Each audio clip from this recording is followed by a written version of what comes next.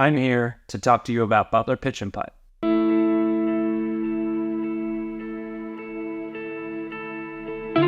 It's a 7-acre plot of land situated just across the river from downtown Austin.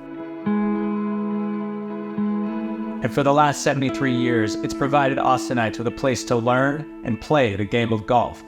You'd be hard-pressed to find any golfer that grew up in Austin and didn't spend at least some of their childhood learning how to golf here at Butler.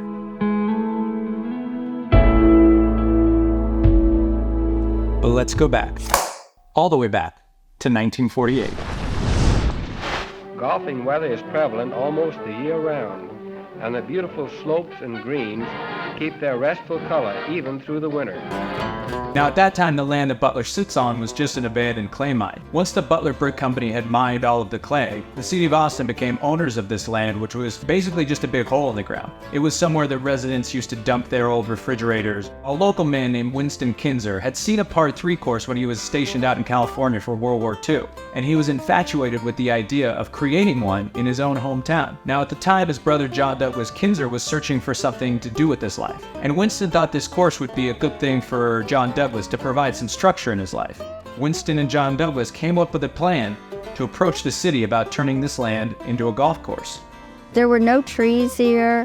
I have a picture of, it was just like a strip mine piece of property. So the city was just like, if you want to put a pitch and putt on here, that'd be amazing. But when they built the golf course, it was so far out of town, they were worried that nobody would come.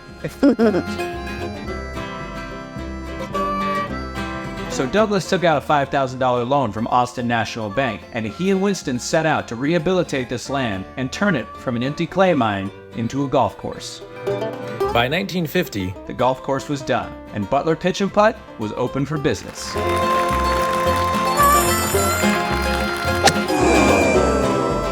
So Winston returns to his liquor business at 3rd and Congress, and John Douglas begins running the day-to-day operations. He was here for a couple of years, and then he was murdered here.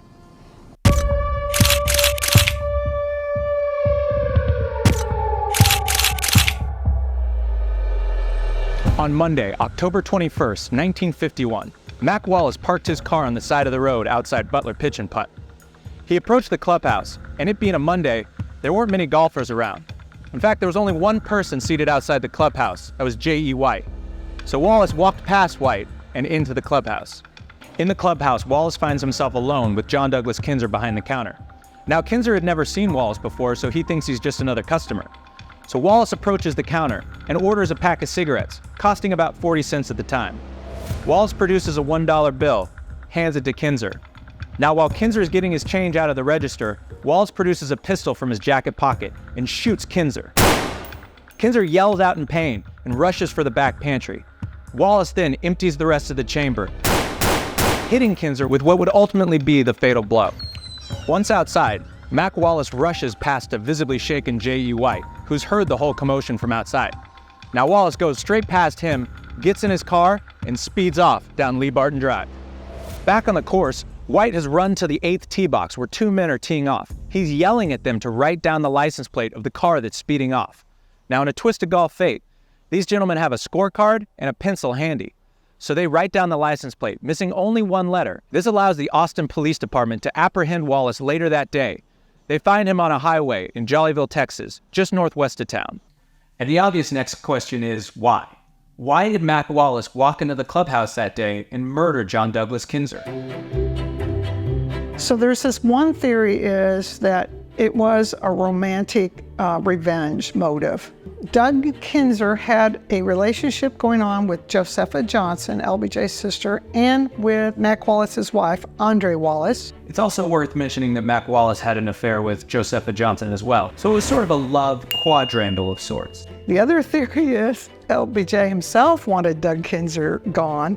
Doug Kinser was needing some financial help, and he may have been after a small business loan. He got turned down. Maybe then he, threatened to talk too much about what he knew about LBJ's political dealings. The reason Doug Kinser knew anything would be because of Josepha Johnson, because she was known for being loose of the lips. Now, we could go down a rabbit hole on all these different murder theories, and I'll let you do that on your own. But as far as this case, It's pretty obvious that LBJ had something to do with it. Whether LBJ was the one who ordered this murder, or after the murder, if he were to help Mac Wallace, Mac wouldn't be somebody that maybe LBJ could use in the future. I will say that there's no way that Mac Wallace would have retained the attorneys that he had if it weren't for LBJ's approval. These were LBJ's personal attorneys, so there's no way Mac Wallace had the money or influence to hire these people on their own. Allegedly. I don't need any of that trouble in my life. The jury was given the task of both deciding guilt or innocence and the sentence at the same time.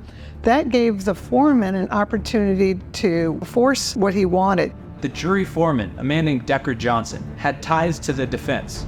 Gus Lanier, who was sitting on the bench for some of the trial, was his cousin. The rest of the jury was ready to convict Mac Wallace, find him guilty, and then recommend 10 to 20 years behind bars. However, Decker Johnson threatened to hold up the jury unless they agreed to a more lenient sentence for Wallace. Jurors would later apologize to the Kinser family, saying that their families' lives were threatened if they didn't go through with what the jury foreman was proposing. The jury would ultimately find Mac Wallace guilty, but the sentence would be a 5-year suspended sentence. That means that if Mac Wallace didn't commit another crime for 5 years, he would not spend another day in jail. And he never spent another day in jail. In the twilight glow, I see her. Blue eyes crying in the rain.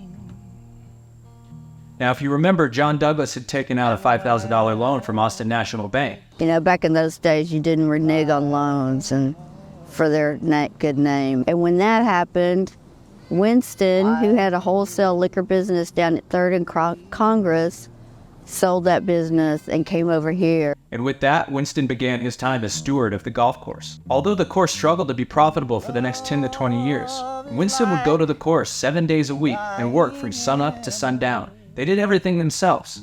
All of the trees at Butler Pitch and Putt were planted by Kinser and their family.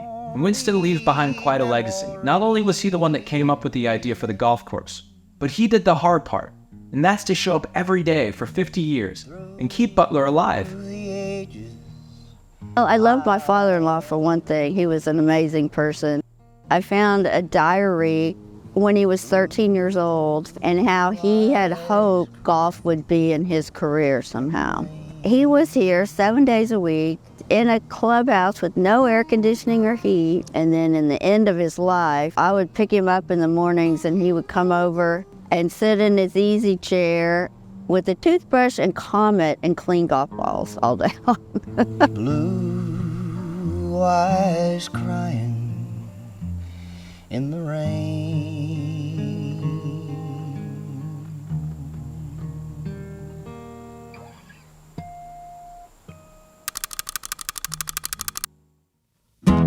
I married Al Kinser, so he inherited the golf course from his family.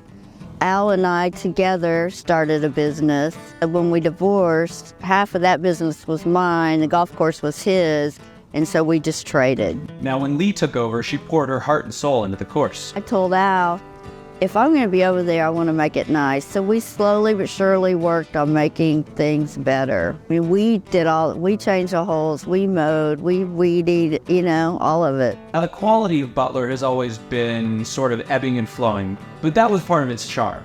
If you believe in keep Austin weird, this place is weird.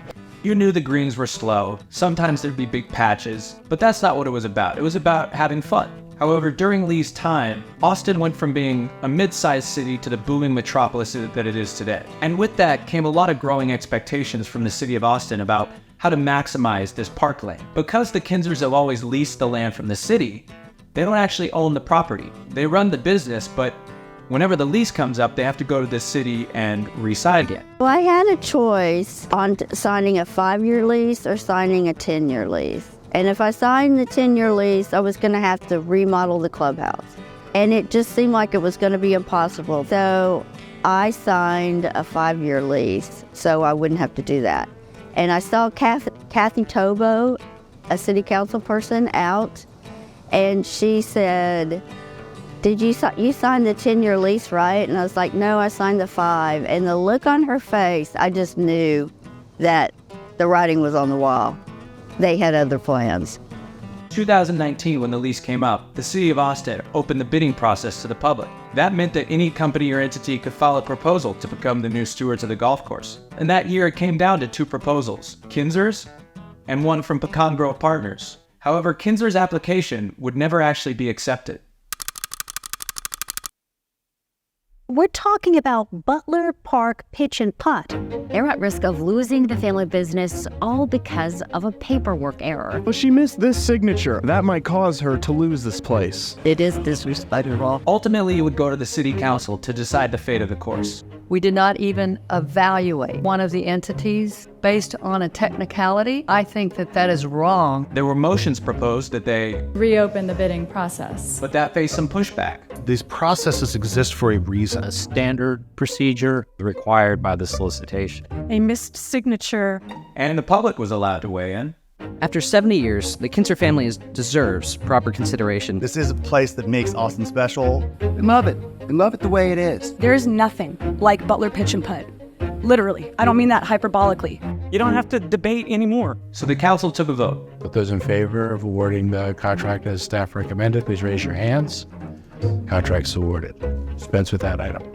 And they decided to approve the proposal set forth by Pecan Grove Partners, and Lee's proposal was never entered into the process. I think we could all look back and realize that this wasn't done the right way. You know, you've been the stewards of this course for 75 years. Maybe we owe you 1 phone call. Maybe we'll take 2 hours out of our day to make sure that your proposal gets submitted. It's kind of ridiculous. But lost in all this is the fact that Pecan Grove Partners had a very good proposal. But for a lot of people, they didn't know who Pecan Grove Partners was. And a lot of people were wondering, what plans do they have for the golf course? My name is Jason Black. I represent one of the partners at Pecan Grove, and I can assure you and everybody that our intentions are to make it a special place.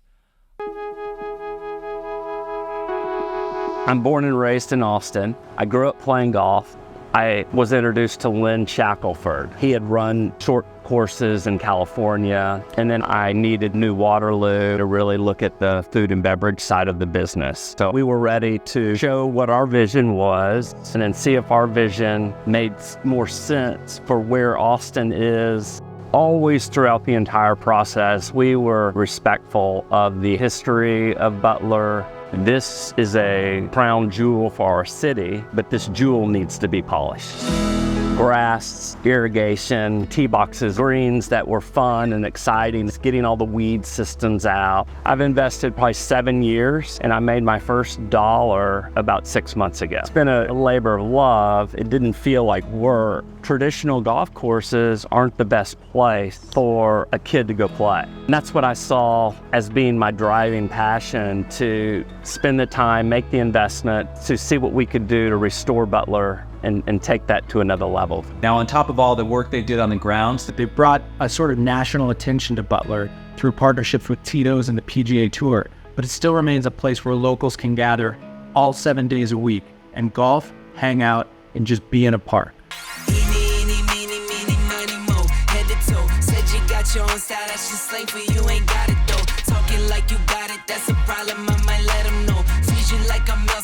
As the stewards of the park, our job is to create experiences where people want to come out there. One lady last year, she made a 8 or 9 on the first hole, and then the second hole here, she put it in for a hole-in-one, and she was hooked.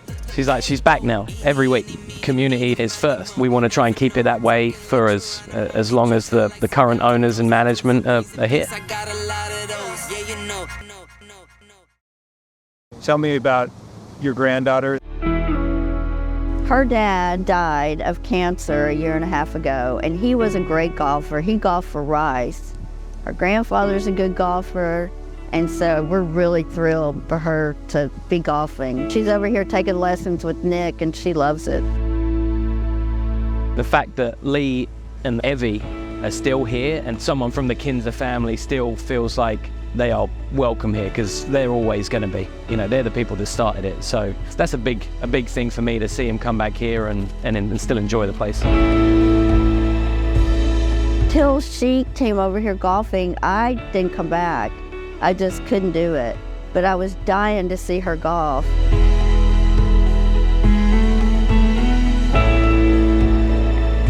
It's been 3 years, so enough time has passed where it's just like, when you're in college, you have that life. When you get married and have kids, you have that life. When you are working, you have that life. And when you retire, you have another life.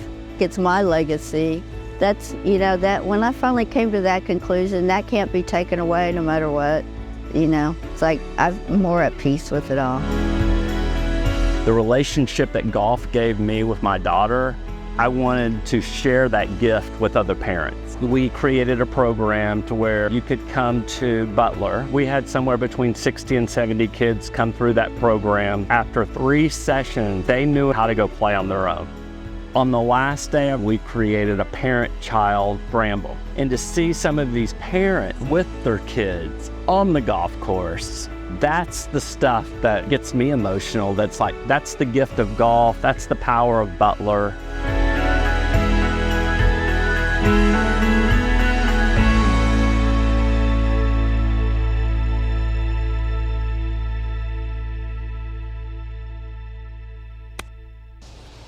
Nothing left to do but get out on the course. Can I get a mulligan?